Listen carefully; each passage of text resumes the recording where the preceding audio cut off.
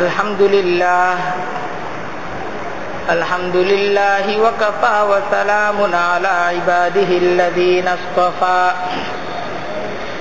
আম্মা বা'দু ফাআউযু বিল্লাহি মিনাশ শাইতানির রাজীম বিসমিল্লাহির রাহমানির রহিম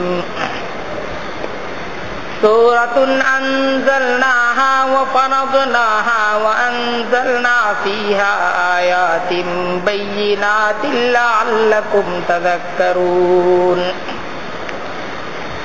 সাদাকাল্লাহুল আযীম ওয়া সাদাকা রাসূলুহুন নাবিয়্যুল কারীম ونحن على ذلك من الشاهدين والشاكرين والحمد لله رب العالمين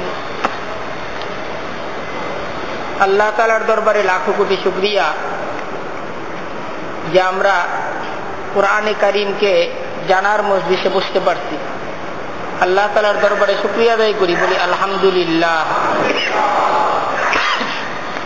দেখেন, সূরা নূরের নাজিলের প্রেক্ষাপট নিয়ে আমরা গত সপ্তাহে আলোচনা করি। কি ধরনের পরিস্থিতিতে কেন এই সূরা নূর নাজিল হয়েছে, তো সেই পরিস্থিতির আলোচনায় যে বিষয়টা অত্যন্ত গুরুত্ব সহকারে আলোচনায় আসছে, যে মুসলমানদের সাথে যখন আরবের সম্মিলিত কুফরি শক্তির আহজাব বা খন্দকের যুদ্ধ সংগঠিত হল, এই খন্দকের যুদ্ধের পরাজয় দ্বারা আরবের কাফের শক্তি এরা বুঝতে পারল যে মুসলমানদের সাথে যুদ্ধের ময়দানে শুধুমাত্র নিজেদের জনবল, নিজেদের অস্ত্রবল, নিজেদের অর্থনৈতিক শক্তির দ্বারা মুসলমানদেরকে পরাজিত করা সম্ভব না। এবং এই আহজাব যুদ্ধের পরাজয় দ্বারা মক্কার কাফেরদের এক কথায় বলতে গেলে মেরুদণ্ড ভেঙে গেল। তখন তারা সিদ্ধান্ত গ্রহণ করল যে মুসলমানদেরকে পরাজিত করার জন্য আমাদেরকে ভিন্ন কোনো কৌশল অবলম্বন করতে হবে। আর সেই কৌশলটা হল যে মুসলমানদের নিজেদের মাঝে বিভেদ সৃষ্টির দ্বারা এবং মুসলমানদের নৈতিকতার উপর কিছু আঘাত করার দ্বারা মুসলমান সমাজের মাঝে আমরা যদি বিশৃঙ্খলা সৃষ্টি করতে পারি এবং মুসলমানদের এই একতা, এই ঐক্যটাকে আমরা যদি ভেঙে দিতে পারি, তাহলে মুসলমানদের সাথে জয়ী হওয়া সম্ভব। এবং সেই প্রোগ্রাম বাস্তবায়নের জন্য আরবের কাফেররা মুসলমান নামধারী মুনাফিকদেরকে বাছাই করে নিত। আর এই মুনাফিকরা নবী করিম সাল্লাল্লাহু আলাইহি ওয়াসাল্লামকে কষ্ট দান, মুহাজির সাহাবায়ে কেরামদেরকে কষ্ট দান, নবী করিম সাল্লাল্লাহু আলাইহি ওয়াসাল্লামের মদিনার সমাজের মাঝে বিভিন্ন ধরনের বিশৃঙ্খলা সৃষ্টি ইত্যাদি কাজগুলো এই মুনাফিক সম্প্রদায় করে যাচ্ছিল। যারা নামধারী মুসলমান, নামাজ ঠিকই পড়তো, মসজিদ পর্যন্ত ঠিকই আসতো, কিন্তু তাদের অন্তর পর্যন্ত কালেমার যে হাকিকত, সেই হাকিকত প্রবেশ করেনি। তাই বলছিলাম গত সপ্তাহে, এই মুনাফিক সম্প্রদায় নবী করিম সাল্লাল্লাহু আলাইহি ওয়াসাল্লামের যুগেই মুসলমানদের উপর এবং স্বয়ং নবী করিম সাল্লাল্লাহু আলাইহি ওয়াসাল্লামের উপর দুইটা চরম আঘাত হানে। এর একটা আঘাত এত শক্তিশালী ছিল যে সেই একটা আঘাতে মুসলমান সমাজ এবং মুসলমান সমাজের যে ঐক্য, সেই ঐক্যটা ভেঙে যাওয়ার উপক্রম হয়েছিল। কিন্তু আল্লাহ তাআলা নিজ রহমত দ্বারা মুসলমানদেরকে রক্ষা করতেন। এর মাঝে তাদের একটা চক্রান্তের জবাব সূরা আহজাবের মাঝে দেওয়া হয়েছে এবং সেই ক্ষেত্রে মুসলমানরা কি কি কর্মনীতি অবলম্বন করেছিল, আল্লাহ তাআলা কি কি হুকুম মুসলমানদেরকে দিয়েছিলেন, এর অর্ধেক আলোচনা সূরা আহজাবের মাঝে আছে। আর দ্বিতীয় আরেকটা অপপ্রচার এবং আরেকটা চরম আঘাতের জবাব এই সূরা নূরের মাঝে দেওয়া হয়েছে। এবং সূরা নূরের মাঝে মুসলমানদেরকে এই শিক্ষা মহান রব্বুল আলামিন দিতেন যে বাতিল যখন আক্রমণ করবে, কুফরি শক্তি যখন তোমাদের বিপক্ষে চক্রান্ত করবে, তখন তখন সেই চক্রান্ত থেকে বাঁচার পদ্ধতি তোমাদের কি হবে, ভবিষ্যৎ আক্রমণ থেকে তোমরা কিভাবে বাঁচবে, সেই পদ্ধতি আল্লাহ তাআলা এই সূরা নূরের মাঝে আলোচনা করছেন। দেখেন, সূরা নূরের পূর্ণাঙ্গ আলোচনা আমাদের সামনে আসবে, তার আগে সূরা নূরের একটা বিশ্লেষণ আমি আপনাদের সামনে উপস্থাপন করতেছি যে মহান রব্বুল আলামিন এই সূরা নূরের মাঝে এই যে মা আয়েশা রাদিয়াল্লাহু তাআলা আনহুর উপর অপবাদ গত সপ্তাহে আলোচনা করছি, তারপরও আজকে অনেক ভাইরা নতুন বসতে পারেন যে মুনাফিকদের একটা চক্রান্ত, যে চক্রান্তটা তারা বনু মুস্তালিক যুদ্ধের মাঝে করে, সেই চক্রান্তটা ছিল হযরতে আয়েশা রাদিয়াল্লাহু তাআলা আনহা উম্মুল মুমিনিন, নবী করিম সাল্লাল্লাহু আলাইহি ওয়াসাল্লামের প্রিয় সহধর্মিনী। তিনি এই বনু মুস্তালিক যুদ্ধে নবী করিম সাল্লাল্লাহু আলাইহি ওয়াসাল্লামের সাথে গমন করে এবং এই যুদ্ধের মাঝে মা আয়েশা নবী করিম সাল্লাল্লাহু আলাইহি ওয়াসাল্লামের সাথে ছিলেন। পথের মাঝে এই মুরাইসি নামক একটা কূপ ছিল, সেই কূপের এলাকায় নবী করিম সাল্লাল্লাহু আলাইহি ওয়াসাল্লাম সাহাবা একরামদেরকে বিশ্রাম নেওয়ার জন্য বা প্রয়োজন সারার জন্য কাফেলাকে থামতে বলেন। তো মা আয়েশা রাদিয়াল্লাহু তাআলা আনহা তিনিও সেই প্রয়োজন সারার জন্য একটু লোকালয়ের বাইরে গেছিলেন। তো যখন তিনি সময় মতো আসছেন, আয়েশা দেখেন গলায় হার নাই, মনে করলেন যে কাজায় হাজত সারার সময় মনে হয় গলার হারটা পড়ে গেছে, তো সেই গলার হার তিনি আনতে গেছেন। আর মা আয়েশা রাদিয়াল্লাহু তাআলা আনহা যখন আসছেন, আয়েশা দেখেন কাফেলা চলে গেছে। কারণ মা আয়েশা রাদিয়াল্লাহু তাআলা আনহা তিনি তো উটের উপর যে একটা হাউদাজ এর মাঝে বসতেন, এই হাউদাজ 4 জন সাহাবী উটের উপর তুলে দিতেন। আর মা আয়েশা অত্যন্ত হালকা ধরনের ছিলেন, যারা এই হাউদাজকে উপরে তুলতেন তারা বুঝেন নাই যে এই জায়গায় মা আয়েশা রাদিয়াল্লাহু তাআলা আনহা নাই। তো কাফেলা তো চলে গেছে, মা আয়েশা রাদিয়াল্লাহু তাআলা আনহা এই পরিস্থিতিতে কি করবেন, তিনি সেই কাফেলা যে জায়গায় বিশ্রাম নেওয়ার জন্য আল্লাহর রাসূল কাফেলাকে থামার হুকুম দিছিলেন, সেই জায়গায় চাদর মুড়ি দিয়ে তিনি বসে থাকলেন, ঘুমিয়ে গেলেন। তো নবী করিম সাল্লাল্লাহু আলাইহি ওয়াসাল্লামের নীতি ছিল যে কোনো যুদ্ধের ময়দানে, যে কোনো সফরে তিনি যাইতেন, পিছনে একজন সাহাবীকে রাখতেন যে কাফেলা যদি কোনো কিছু ফেলে যায় তিনি এইসব কিনিয়ে আনবেন। তো সেই দায়িত্বপ্রাপ্ত সাহাবী ছিলেন হযরত সফওয়ান ইবনে মুআত্তাল। তো হযরত সফওয়ান রাদিয়াল্লাহু তাআলা আনহু তিনি যখন এই ময়দানে আসলেন, ময়দানে আয়েশা দেখলেন চাদর মুড়ানো। তো চাদর মোড়ানো দেখা ওনার বুঝতে খুব বেশি সমস্যা হইল না যে ইনি মা আয়েশা রাদিয়াল্লাহু তাআলা আনহা। তিনি মা আয়েশা রাদিয়াল্লাহু তাআলা আনহা ঘুমিয়ে আছেন, তিনি মা আয়েশা রাদিয়াল্লাহু তাআলা আনহার পাশে দাঁড়ায়া ইন্না লিল্লাহি ওয়া ইন্না ইলাইহি রাজিউন পড়লেন। ওনার মুখের এই আওয়াজে মা আয়েশা রাদিয়াল্লাহু তাআলা আনহা ঘুম থেকে উঠে গেছে। তো তিনি ওনার উটকে সামনে আয়না দিতেন, মা আয়েশা উটের উপর উঠতেন, তিনি উটের রশি ধরে ধরে সেই কাফেলার পিছনে চলতে চলতে দ্বিপ্রহরের আগেই তিনি কাফেলার কাছে গিয়ে পৌঁছতেন। তো আলোচনার মাঝে আমি গত সপ্তাহে বলছি যে এই যুদ্ধের মাঝে এবং এই অভিযানের মাঝে আব্দুল্লাহ ইবনে উবাই, মদিনার যে মুনাফিক সর্দার, সে সহ তার বিশাল একটা বাহিনী নবী করিম সাল্লাল্লাহু আলাইহি ওয়াসাল্লামের সাথে এই যুদ্ধে তারা অংশগ্রহণ করেছিল। তাই আব্দুল্লাহ ইবনে উবাই সেই সুযোগ পেয়ে গেল এবং সেই সুযোগটাকে খুব চরমভাবে কাজে লাগাইল, মা আয়েশা রাদিয়াল্লাহু তাআলা আনহার উপর জিনার অপবাদ সে আরোপ করল। তো এইটা কত ভয়ানক একটা চক্রান্ত ছিল মুনাফিকদের নবী করিম সাল্লাল্লাহু আলাইহি ওয়াসাল্লামের বিপক্ষে।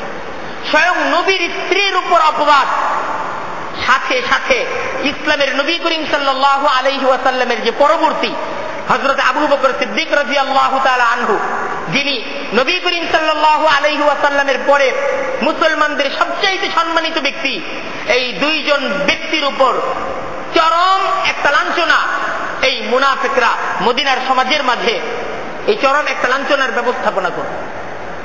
সেই পূর্ণ মুসলিম সমাজ দ্বিধা বিভক্ত হয়ে গেল, আলোচনা সমালোচনা প্রত্যেকটা জায়গায় জায়গায় হইতে লাগলো। নবী করিম সাল্লাল্লাহু আলাইহি ওয়াসাল্লাম কঠিন মনোকষ্টের মাঝে পড়ে গেলেন। হযরত আবু বকর সিদ্দিক রাদিয়াল্লাহু তাআলা আনহু তিনিও কঠিন মনোকষ্টের মাঝে পড়ে গেলেন। গুরুত্বপূর্ণ শীর্ষস্থানীয় সাহাবা একরাম ওনারা কি বলবেন কি বলবেন না সিদ্ধান্তহীনতার মাঝে সকলেই পড়ে আছেন। এই মুসলিম সমাজ অত্যন্ত একটা ভয়াবহ একটা পরিস্থিতির যে সময়ে শিকার, ঠিক সেই সময়ে এই সূরা নূর মহান রব্বুল আলামিন নাজিল করতেন। এই সূরা নূর নাজিলের দ্বারা মহান রব্বুল আলামিন মুসলমানদেরকে এই কঠিন পরিস্থিতিতে কি করতে হবে সেই হুকুম নাজিল করতেন।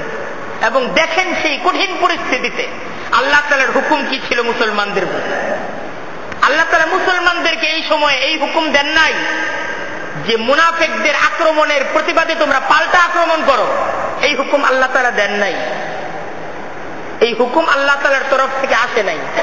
কেননা এই মুনাফিকরা মুসলমানদেরকে এমন এক ময়দানে পরাজিত করতে চাচ্ছিল যেই ময়দানটা ছিল মুসলমানদের মূল প্রাধান্যের ক্ষেত্র।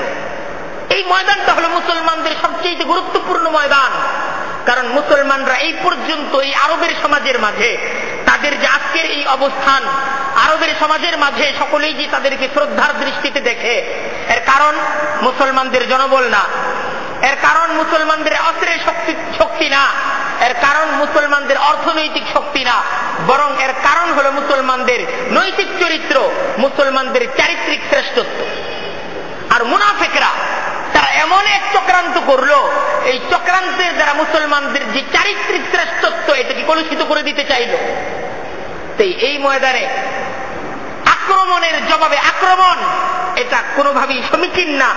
তাই আল্লাহ তাআলা এই সূরা নূর নাজিল করে মুসলমানদেরকে তাদের নৈতিকতার অঙ্গনে যে সমস্ত শূন্যতা আছে সেই শূন্যতাগুলো পূরণ করে নিজেদের নৈতিকতার ময়দানকে আরো শক্তিশালী করার হুকুম দিলেন।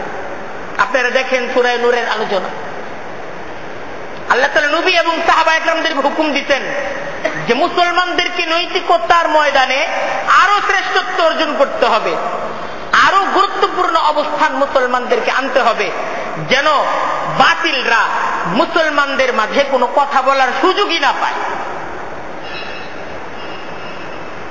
কথার জবাবে জবাব, তাদের গালির জবাবে গালি না, তুমি আরো ভালো হও, এই হুকুম আল্লাহ তাআলা মুসলমানদেরকে দিচ্ছেন যে আমাদের আরো সচেতন হওয়া দরকার যেন তারা কথা বলার সুযোগ না পায়। মা আয়েশা রাদিয়াল্লাহু তাআলা আনহার বিরুদ্ধে যে মিথ্যা অপবাদের ঘটনার জবাবে সূরা নূরের মাঝে মুসলমান সমাজকে আল্লাহ তাআলা এমন কিছু নীতিমালা, এমন কিছু বিধান আল্লাহ তাআলা দান করেন যে বিধানগুলোর উপর যদি মুসলিম সমাজ তারা তাদের সমাজকে পরিচালিত করে, তাহলে মুসলিম সমাজ এমন একটা সমাজ হবে যে এই মুসলিম সমাজের বিপক্ষে কুফরি শক্তি কোনো কথা বলার সুযোগই পাবে না। আল্লাহ তাআলা এমন একটা বিধান সূরা নূরের মাঝে দিতেন। এবং মুসলমান সমাজ যদি সূরা নূরের যে নীতি, এই নীতি যদি সমাজের মাঝে বাস্তবায়ন করে, তাহলে সামাজিক সমস্ত অনাচার, সামাজিক সমস্ত অন্যায়ের উৎসস্থলই বন্ধ হয়ে যাবে। অন্যায় হবেই না সমাজের মাঝে, অন্যায় হওয়ার দরজা বন্ধ। অন্যায় হওয়ার যে কিছু দরজা আছে সেই দরজাগুলোকে সূরা নূর দ্বারা আল্লাহ তাআলা বন্ধ করে দিচ্ছেন।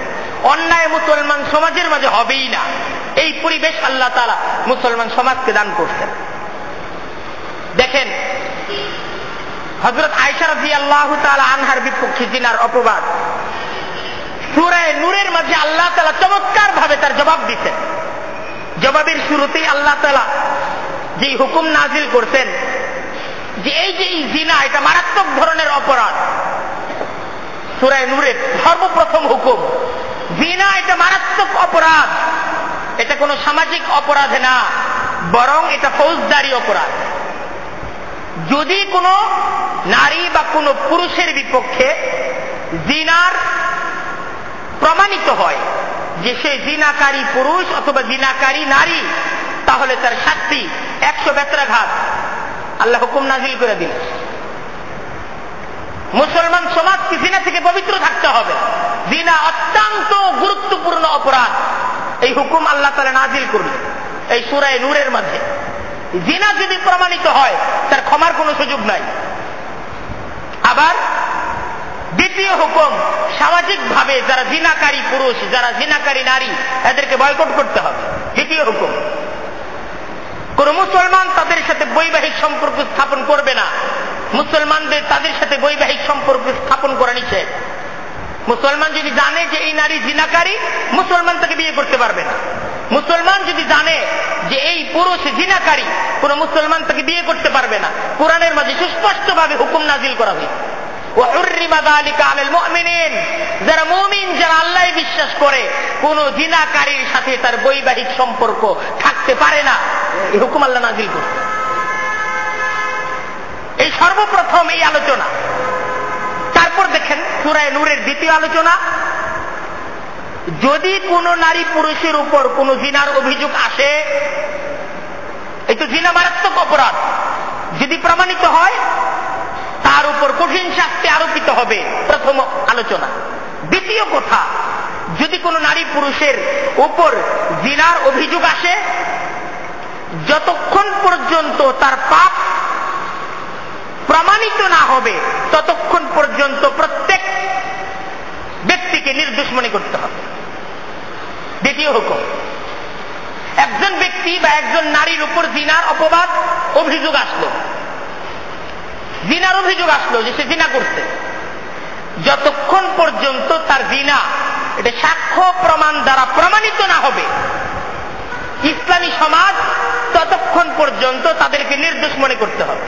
এটা দ্বিতীয় হুকুম। জিনা তো মারাত্মক অপরাধ, কিন্তু জিনার অপবাদ যারা আরোপ করবে যে সে জিনা করছে, প্রমাণ দিতে হবে।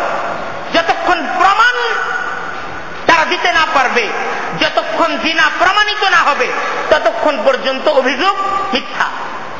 মুসলমান তারা ভাববে যে না, সে আমার মুসলমান ভাই, সে আমার মুসলমান নারী, সে জিনা করতে পারে না। মুসলমান সমাজের প্রত্যেকটা ব্যক্তির প্রতি এই ধারণা রাখবে যে সে যেহেতু মুসলমান, এই অন্যায়ের সাথে তার সম্পর্ক নাই। প্রমাণিত হয়ে গেলে তখন তাকে অভিযুক্ত করবে। তার আগ পর্যন্ত তাকে জিনাকারী বাঁকা চোখে আর চোখে তার দিকে তাকানো ইসলামী সমাজের মাঝে এটাকে নিষেধ করে দেওয়া হয়েছে। শুধু তাই না, বলা হয়েছে সর্বপ্রথম তোমাদেরকে দেখতে হবে অপবাদ কে লাগাচ্ছে, কার উপর লাগাচ্ছে। দেখো, অপবাদ কে লাগাচ্ছে, অভিযোগ করছে কে, তার অভিযোগ কি এই সমাজে গ্রহণযোগ্য, কার বিপক্ষে অভিযোগ করতেছে, তার ব্যাপারে এই ধরনের অভিযোগ কি হইতে পারে, এটা আগে দেখো।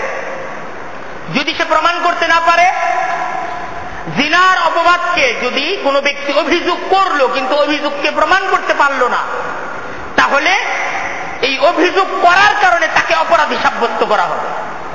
এবং ইসলামী শরীয়ত শুধুমাত্র একজন পবিত্রা নারী, পবিত্রা পুরুষের উপর তার কাছে উপযুক্ত সাক্ষী প্রমাণ ছাড়া জিনার অভিযোগ করার কারণে তাকে 80টা বেত্রাঘাত করা হবে।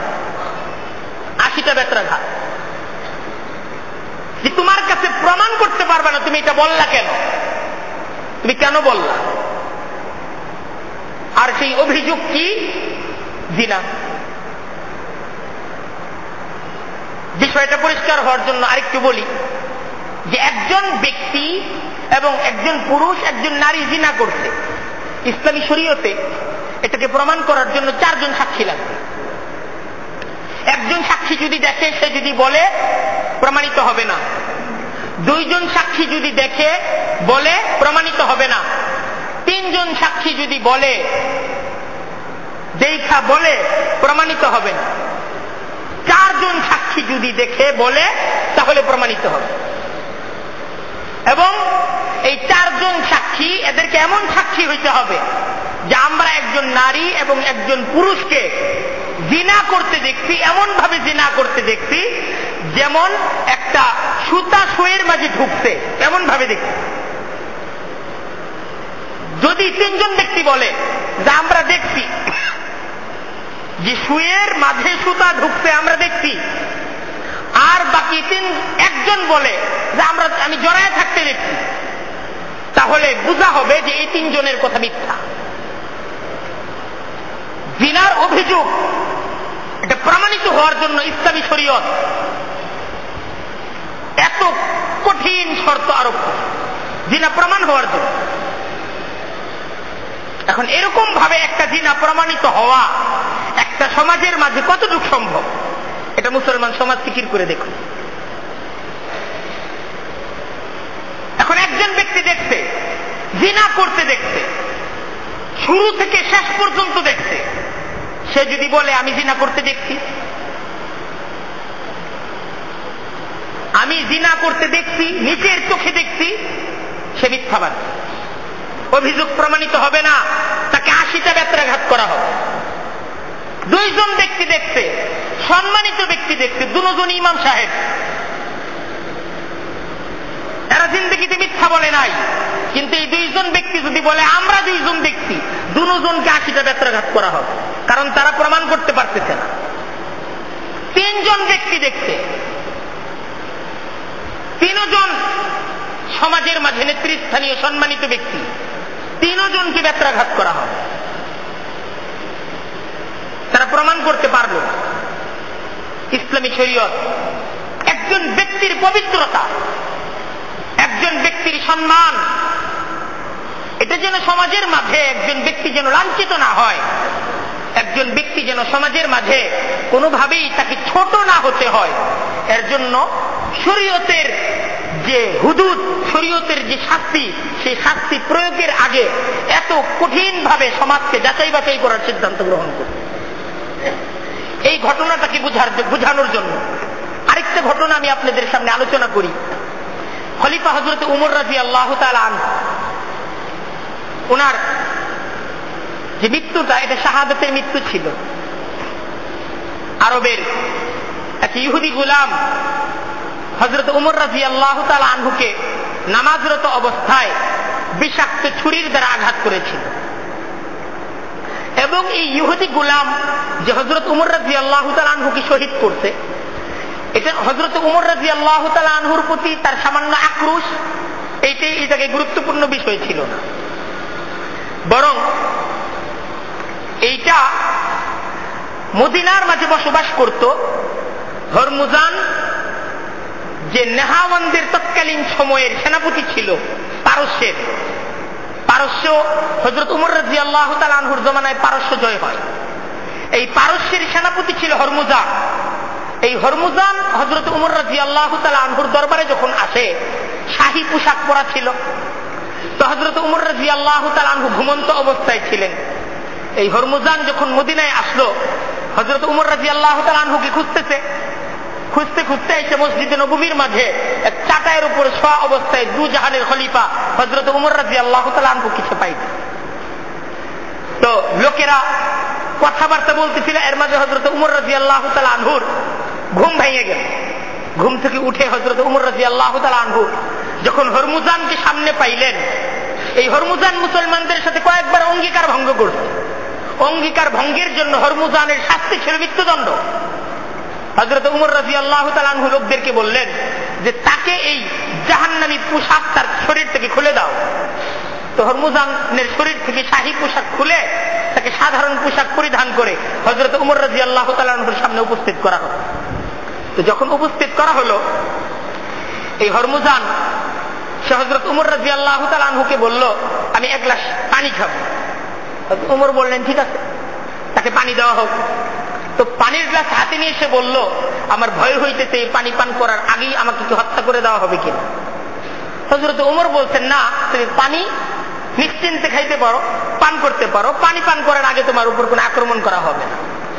তো সে অত্যন্ত চালাকির সাথে যে কৌশল অবলম্বন করলো, সে সাথে সাথে পানির গ্লাস রাইখা দিল যে আমি এই পানি আর পান করব। তো হযরত উমর রাদিয়াল্লাহু তাআলা আনহু তাকে বললেন, তুমি তো আমাকে ধোঁকা দিলা, কিন্তু আমি মুসলমান ভিন্ন অন্য কারো কাছে ধোঁকা খাইতে চাই না, তুমি মুসলমান হয়ে যাও, মুসলমান হয়ে যাও। তো হরমুজান সাথে সাথে মুসলমান হয়ে গেল। কিন্তু আসলে যদিও সে মুসলমান হইছে, কিন্তু তার অন্তরে ইসলাম প্রবেশ করে না। ইতিহাস সেই কথাই বলে। হযরত উমর রাদিয়াল্লাহু তাআলা আনহুর শাহাদাতের পিছনে এই হরমুজান তার সক্রিয় অবস্থা ছিল। হযরত আব্দুর রহমান ইবনে আবু বকর সম্ভবত সাহাবীর নাম, যে হযরত উমর রাদিয়াল্লাহু তাআলা আনহুর শাহাদাতের আগের দিন রাতে তিনি দেখতে পাইলেন সেই ইহুদি গোলাম আবু লুলু এবং হরমুজান এবং মদিনায় থাকতো জাফিনা সম্ভবত এই আরেকজন ব্যক্তি এরা তিনজন সলা পরামর্শ করতেছে রাতের বেলা। তো যখন আব্দুর রহমান ইবনে আবু বকরকে তারা দেখলো, তো সাথে সাথেই তারা কিছুটা অপ্রস্তুত ভাব তাদের মাঝে দেখা দিল এবং তাদের একজনের শরীর থেকে একটা খঞ্জর বের হয়ে গেল, পড়ে গেল। এটা আব্দুর রহমান ইবনে আবু বকর হযরত ওমর রাদিয়াল্লাহু তাআলা আনহুর শাহাদাতের আগের দিন রাতে এই ঘটনা দেখতেন। এই ঘটনা দেখার পরের দিন হযরত ওমর রাদিয়াল্লাহু তাআলা আনহু শহীদ হইলেন।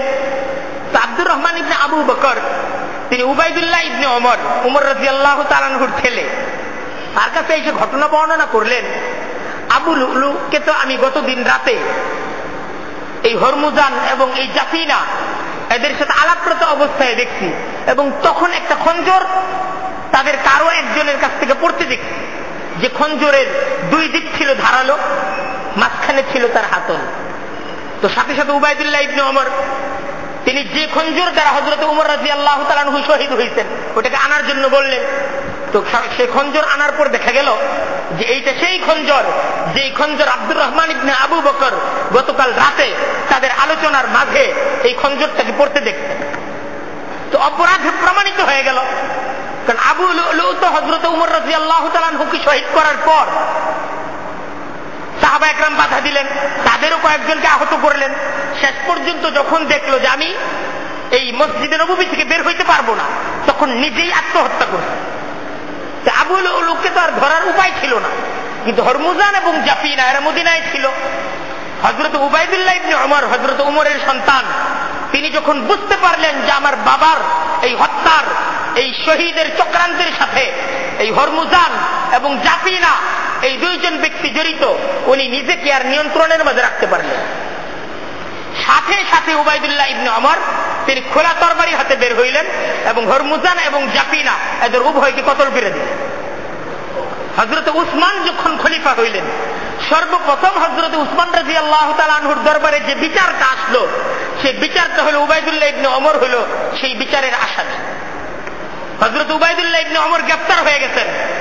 হযরত ওমর রাদিয়াল্লাহু তাআলা আনহুর গতকাল হযরত ওমর রাদিয়াল্লাহু তাআলা আনহু শহীদ হয়েছেন 3টা দিন আগে, আর এই 3 দিন পরে হযরত ওমর রাদিয়াল্লাহু তাআলা আনহুর সন্তান হযরত উবাইদুল্লাহ ইবনে ওমর হযরত উসমান খলিফা হয়েছেন।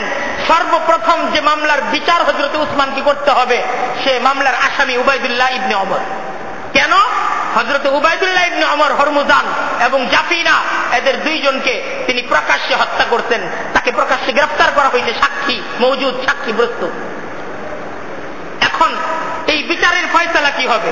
হযরত আলী রাদিয়াল্লাহু তাআলা আনহু তিনি হলেন বিচারক, তিনি হলেন কাজী।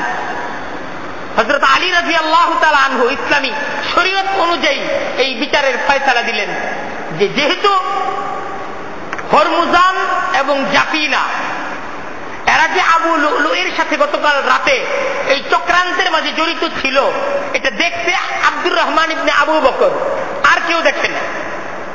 একজন ব্যক্তি দেখছে, আব্দুর রহমান ইবনে আবু বকর, আর কেউ হরমুজান এবং জাফিনাকে আবু লুলু এর সাথে কথা বলতে দেখে নাই। আর আব্দুর রহমান ইবনে আবু বকর এই একজন ব্যক্তির দেখার দ্বারা ইসলামী শরীয়তে হরমুজান এবং জাফিনা এরা দুইজন দোষী প্রমাণিত হয়। সুতরাং উবাইদুল্লাহ ইবনে ওমর সে নির্দোষ হিসেবে, নিরপরাধ হিসেবে ইসলামী শরীয়ত অনুযায়ী হরমুজান এবং জাফিনাকে হত্যা করতে। সুতরাং হরমুজান এবং জাফিনা এরা মুসলিম অবস্থায় মৃত্যুবরণ করছে।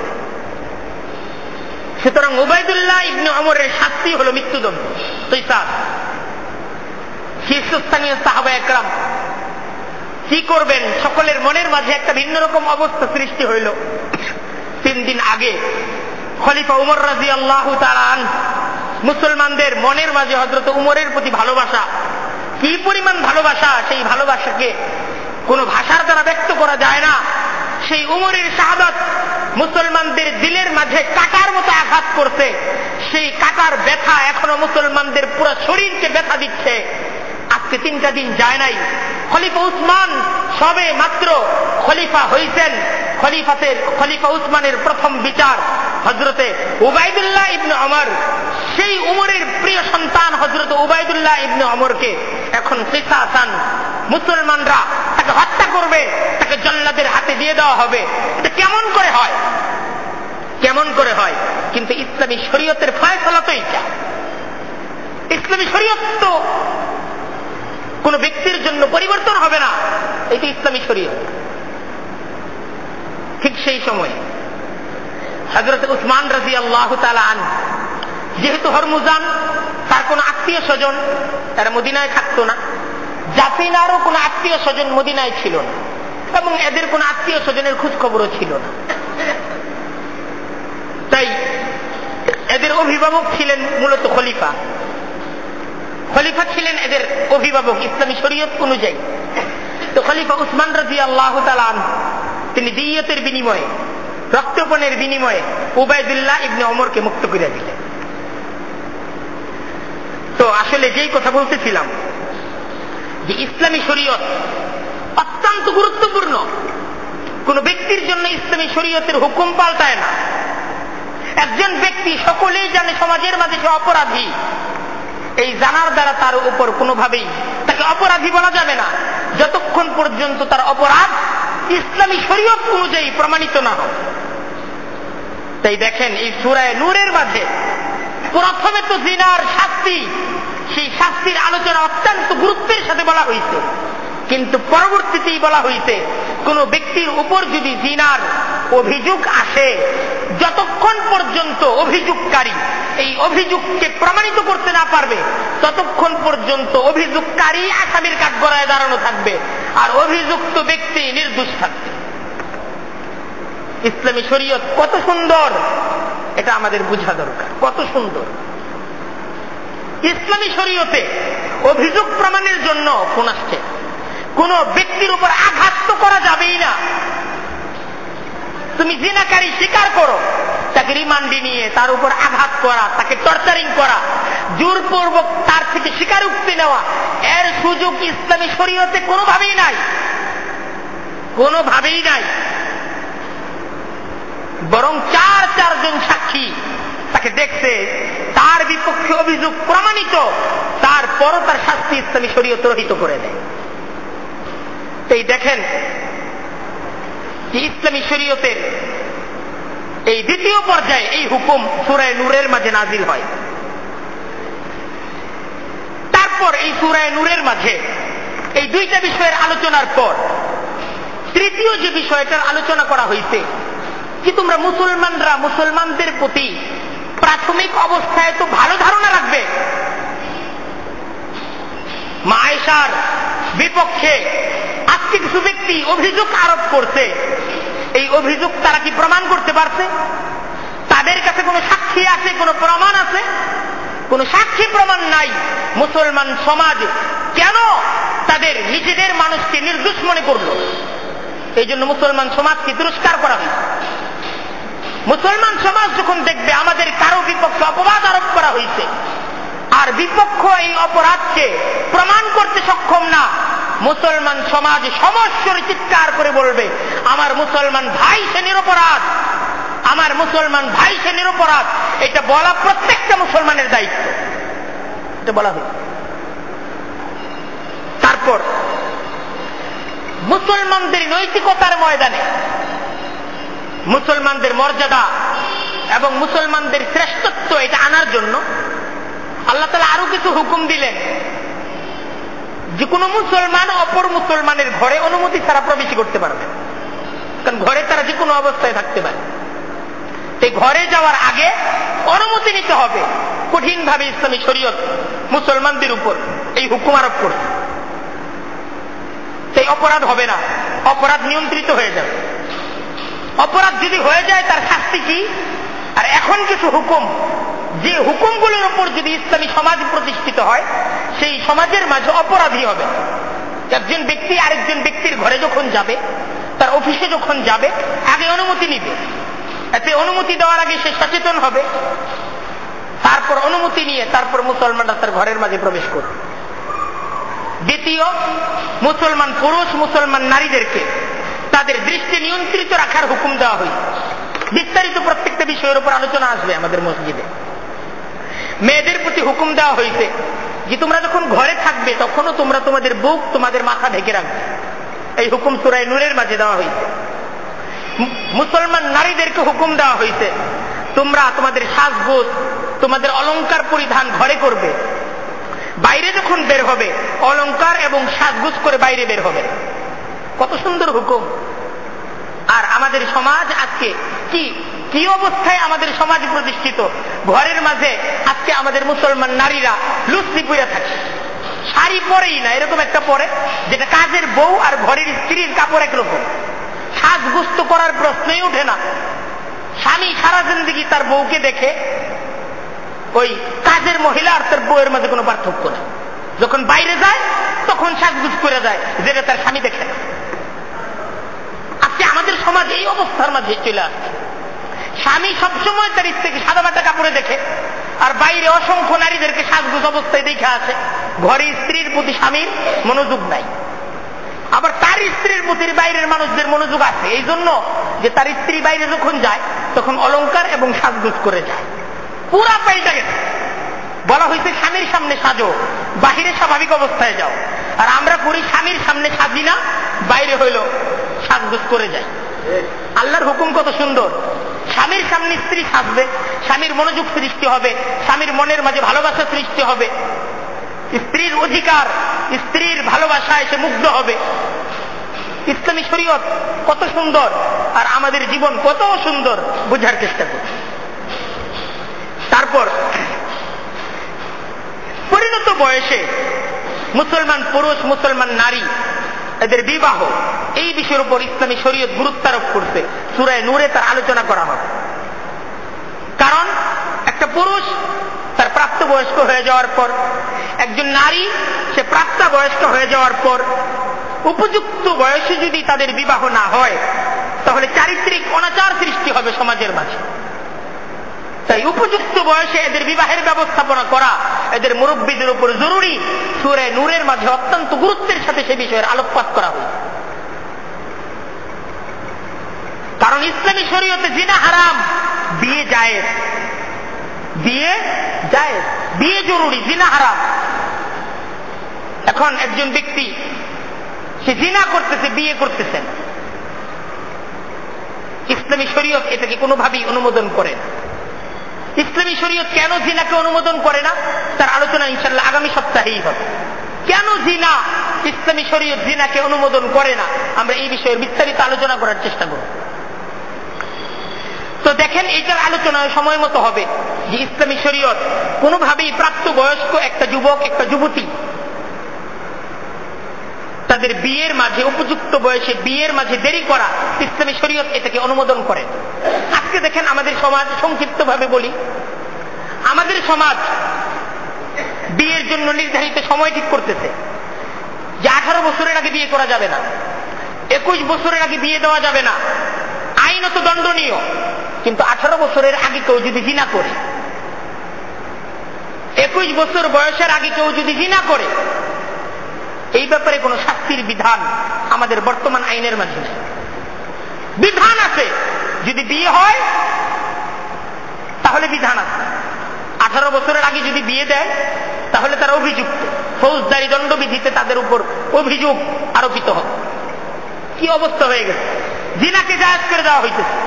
18 বছর 21 বছর বয়স পর্যন্ত একটা নারী, একটা পুরুষ বিয়ে করতে পারবে না, কিন্তু তারা জিনা করতে পারে। বিয়ে করতে পারবে না, তখন কি জিনা করবে?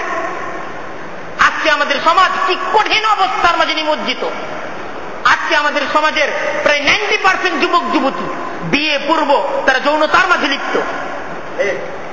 কেন?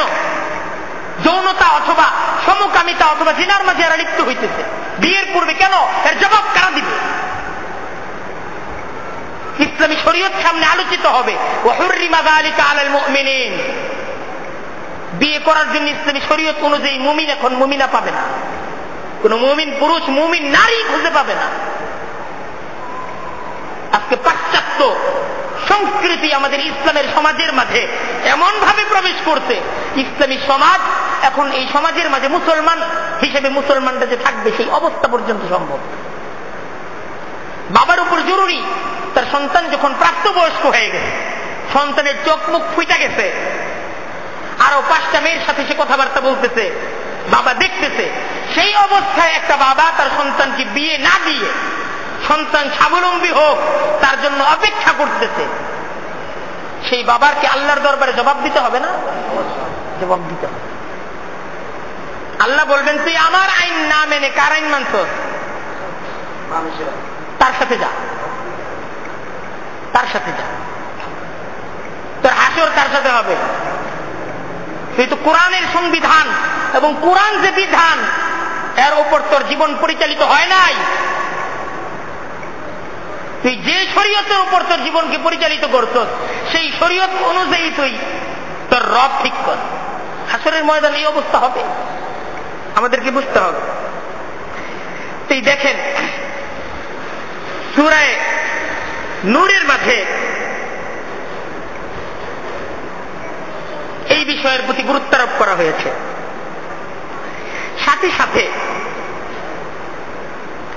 এই সূরা নূরের মাঝে এমন কিছু আলামত, এমন কিছু দর্শন দেওয়া হয়েছে এর দ্বারা সমাজের মাঝে মুমিনরা মুনাফিকদেরকে চিনতে পারবে। সূরা নূরে খুব চমৎকার একটা আলোচনা আছে, আল্লাহু নূরুস সামাওয়াতি ওয়াল আরদ, চমৎকার আলোচনা। সেই আলোচনার মাঝে এমন কিছু আল্লাহ তাআলা এমন কিছু নিদর্শন দিতেন যে যারা মুমিন আর মুনাফিকদেরকে চিনতে পারবে। মুনাফিকদের নাম বলার দরকার নেই, মুনাফিক চিনা যায়। কঠিন থেকে কঠিন একটা মুহূর্ত মুসলমানদের ছিল, বলতেছিল হযরত আয়েশা রাদিয়াল্লাহু তাআলা আনহুর বিপক্ষে মুনাফিকরা অপবাদ দিতে। ঠিক সেই উত্তেজনাকর মুহূর্তে, উত্তেজনাকর পরিস্থিতিতে সূরা নূর, এই সূরা আমাদেরকে এমন একটা শিক্ষা দেয় যে জটিল উত্তেজনাকর মুহূর্ত সৃষ্টি হোক, মুসলমানদের তখন মাথা ঠান্ডা রাখতে হবে। দেখতেছেন না এই সূরা মুসলমানদেরকে সেই মুহূর্তে পাল্টা আক্রমণের কথা বলতেছে না, বলতেছে মুসলমান তোমরা আরো শ্রেষ্ঠ হও, আরো শ্রেষ্ঠ হও। নৈতিকতার ময়দান মুসলমানদের সবচাইতে শ্রেষ্ঠ ময়দান। যে মুসলমানের চরিত্র নাই সে আবার মুসলমান কিসে? মুসলমানদের প্রধান শ্রেষ্ঠত্বই তো হলো তার চরিত্র। চরিত্র হলো সবচাইতে গুরুত্বপূর্ণ মুসলমানদের, বুঝতে হবে। যে মুসলমানের চরিত্রই নাই তার নামাজ কিভাবে সুন্দর হবে, তার রোজা কিভাবে সুন্দর হবে, তার আমল আখলাক কিভাবে সুন্দর হবে, তার ইবাদত কিভাবে কবুল হবে, যার চরিত্র নাই। আল্লাহর রাসূল সাহাবা একরামদের মূল শ্রেষ্ঠত্ব ছিল চরিত্র। চারিত্রিক ময়দানের শ্রেষ্ঠত্ব ছিল মুসলমানদের শ্রেষ্ঠত্ব। মুসলমানরা পুরা পৃথিবীকে বিজয় করছে চারিত্রিক শ্রেষ্ঠতার দ্বারা, অস্ত্রের দ্বারা না। দেখেন গত সপ্তাহেও বলছি, আবার বলতেছি, বদরে মুসলমান ছিল 313, কাফের ছিল 1000। ওহুদে মুসলমান ছিল 650, কাফের ছিল 3000। আচ্ছা, এই যে এক যুদ্ধ থেকে আরেক যুদ্ধ মুসলমানের সংখ্যা বেশি বাড়ছে না কাফেরের সংখ্যা বেশি বাড়ছে? কাফের। আহজাবের যুদ্ধ মুসলমান 1000, কাফের 12000। কাফের বেশি বাড়ছে না মুসলমান বেশি বাড়ছে? কাফেরদের সংখ্যা বাড়ছে, মুসলমানদের সংখ্যা তো কম। কিন্তু জয় মুসলমানদের হয়েছে কিভাবে? চারিত্রিক শ্রেষ্ঠত্ব। এই ছিল সবচেয়ে বড় জিনিস, আল্লাহ এবং আল্লাহর রাসূলের আনুগত্য। তাই সূরা নূর আমাদেরকে শিক্ষা দেয়, যখনই মুসলমান দেখবে যে বাতিলের আক্রমণে আমরা ক্ষতবিক্ষত, সর্বপ্রথম মুসলমান চিন্তা করবে বাতিলরা আমাদেরকে আক্রমণ করতেছে, আমাদেরকে ক্ষতবিক্ষত করতেছে, আমাদের নিজেদের অবস্থার পরিবর্তন দরকার। মুসলমানরা সর্বপ্রথম এই চিন্তা করুন, সর্বপ্রথম এই চিন্তা করুন, আমার ঘর ঠিক করি, আমার নিজেকে ঠিক করি, তারপর বাতিলের সাথে মোকাবেলা। আমার ঘর ঠিক নাই, আমি নিজে ঠিক নাই, বাতিলের মোকাবেলা কিভাবে করব? আমার নিজের কথারই কোনো ভ্যালু নাই, আমার নিজের ইবাদত বন্দেগীর কোনো অবস্থা নাই, বাতিলের মোকাবেলা তো অস্ত্রের দ্বারা সম্ভব না। সাহাবা একরাম তো বাতিলের মোকাবেলা অস্ত্রের দ্বারা করেন নাই, বাতিলের মোকাবেলা অর্থের দ্বারা সম্ভব না। সাহাবা একরাম বাতিলের মোকাবেলা অর্থের দ্বারা করেন নাই, সাহাবা একরাম বাতিলের মোকাবেলা করতেন আল্লাহ এবং আল্লাহর রাসূলের আনুগত্যের দ্বারা। সাহাবা একরাম বাতিলের মোকাবেলা করতেন চারিত্রিক শ্রেষ্ঠত্বের দ্বারা। বাতিলরা যুদ্ধের ময়দানে সাহাবা একরামদেরকে আঘাত করছে, আঘাতের পাল্টা আঘাতে তারা মুসলমান হয়ে গেছে। তারা থুতু মারছে, আঘাত করছে থুতুর দ্বারা। হযরত আলী রাদিয়াল্লাহু তাআলা আনহুর ইতিহাস যুদ্ধের ময়দানে কাফেরকে হযরত আলী ধরাশয়ী করে ছয়া ফেলতেন। সেই কাফের হযরত আলী রাদিয়াল্লাহু তাআলা আনহুর মুখের মাঝে থুথু মারতেন। সাথে সাথে হযরত আলী তাকে ছেড়ে দিতেন, সাথে সাথে ছেড়ে দিতেন। কি ব্যাপার, আপনি আমাকে ছেড়ে দিলেন? যে আমি প্রথমে তোমাকে যখন ধরাশয়ী করছি, তোমার উপর আমি যে আক্রমণ করতেছিলাম দ্বীনের জন্য করতেছিলাম, ইসলামের জন্য করতেছিলাম, কিন্তু যখন তুমি আমাকে থুথু দিছ তখন আমি দেখতে পাইছি এখন আমার ব্যক্তিগত ক্রোধ, আমার মাঝে ব্যক্তিগত ক্রোধ সৃষ্টি হয়েছে। আমি ব্যক্তিগত ক্রোধে তোমার উপর আঘাত করতে চাই না, আমি তোমাকে ছেড়ে দিই। মুসলমান হয়ে গেছে, সাথে সাথে মুসলমান হয়ে গেছে। তাহলে মুসলমানরা যুদ্ধের মাঝে জয়ী হয়েছে কিসের দ্বারা? অস্ত্রের দ্বারা, শক্তির দ্বারা না, নিজ নৈতিকতার শ্রেষ্ঠত্বের দ্বারা। নিজ নৈতিকতার শ্রেষ্ঠত্ব। আজকে আমরা মুসলমানরা এই নৈতিকতার শ্রেষ্ঠত্ব যে জিনিসটা, এটাকে বুঝি না। আজকে আমাদের মাঝে নৈতিকতা নাই। সবচেয়ে বড় আফসোসের বিষয়, আমার চরিত্র নাই, আমি কিসের মুসলমান?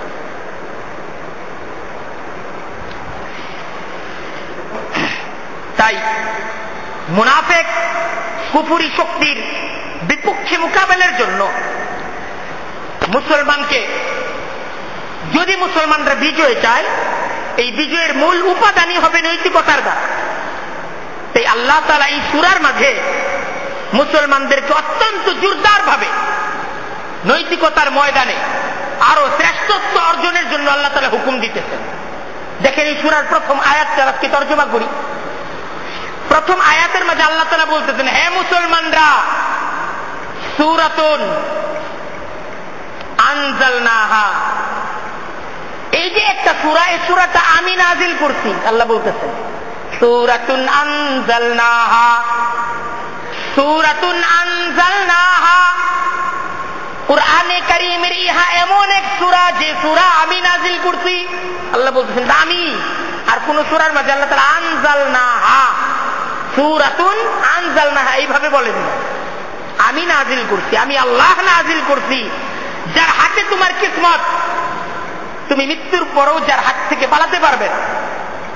ইন্নাহা ইন তাকু মিসকালা হাববাতিন মিন খারদালিন, তোমার জিন্দেগীর একটা নেক বা একটা পাপ, এটা যদি অনুপরিমাণ হয়, একটা অনুপরিমাণ একটা নেক বা একটা পাপ তোমার জিন্দেগীর মাঝে আছে, ফাতাকুন ফি সাকরাতিন, আর তা একটি পাথরের উপর, আও ফিস সামাওয়াতি, অথবা তা আকাশের কোথাও, আও ফিল আরদি, অথবা জমিনের কোথাও, ইয়াতি বিহা আল্লাহ, আল্লাহ তাআলা হাসরের ময়দানে সেই অনুপরিমাণ পাপ, সেই অনুপরিমাণ নেকটাকে উপস্থিত করবে। আল্লাহ বলতেছেন আমি সেই আল্লাহ, আমি এই সূরা নাজিল করছি। আমার হাত থেকে তোমার কিন্তু আমাকে পরাজিত করার মতো, আমাকে এড়িয়ে চলার মতো কোন শক্তি কিন্তু তোমার নাই। এই সূরাটা আমার নাজিল করা। দ্বিতীয় কথা, ওয়াফারাজনাহা, ওয়াফারাজনাহা, এই যে এই সূরাটা আমি নাজিল করছি, মুসলমানরা যাই না রাখো, এই সূরাটা আমার তরফ থেকে তোমাদের কাছে কোনো সুপারিশ না, যে আমি সুপারিশ করতেছি তোমাদেরকে, এরকম কিছু না। বরং ফারাজনাহা, এটা আমার ফরজ বিধান, এটা আমার চূড়ান্ত বিধান। ফারাজনাহা শব্দের অর্থ আপনারা বুঝেন। ফারাজনাহা, আমি এই সূরাটা, এই সূরার প্রত্যেকটা বিধান যারা ঈমান রাখে আমার প্রতি, তাদের জন্য ফরজ করতেছি। তো ফারাজনাহা, মুমিন হলে তার এটা মানা ফরজ। ওয়া আনজালনা ফিহা আয়াতিন বাইয়িনাত, এবং এই সূরার মাঝে আমি নাজিল করেছি সুস্পষ্ট আয়াত, কোন অস্পষ্টতা নাই। হাসরের ময়দানে বলতে পারবা না আল্লাহ হুকুমটা খুব পেঁচিয়ে ছিল, যার কারণে এটা আমি বুঝা উঠতে পারি না, এই কথা বলার সুযোগ থাকবে না। একদম সব সুস্পষ্ট বিধান, এটাও বলে দেওয়া হয়েছে। ফিহা আয়াতিন বাইয়িনাত, সুস্পষ্ট বিধান, কোন পেশটেজ নাই, কোন অস্পষ্টতা নাই, এই কথা বলার সুযোগ পাবা না। আল্লাহ খুব পেশগি ছিল, বুঝে উঠতে পারি না, এরকম বলার সুযোগ নেই। এই যে এই সূরা আমি নাজিল করছি, আমি নাজিল করছি চূড়ান্ত বিধান হিসেবে নাজিল করছি, কোন অস্পষ্টতা রাখি নাই।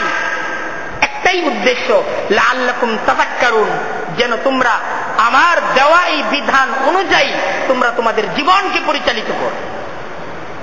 তার পর সর্বপ্রথম যে বিধান আল্লাহ দিবেন সেই বিধানটা হলো জিনার বিধান। কেন জিনার উপর বিধান?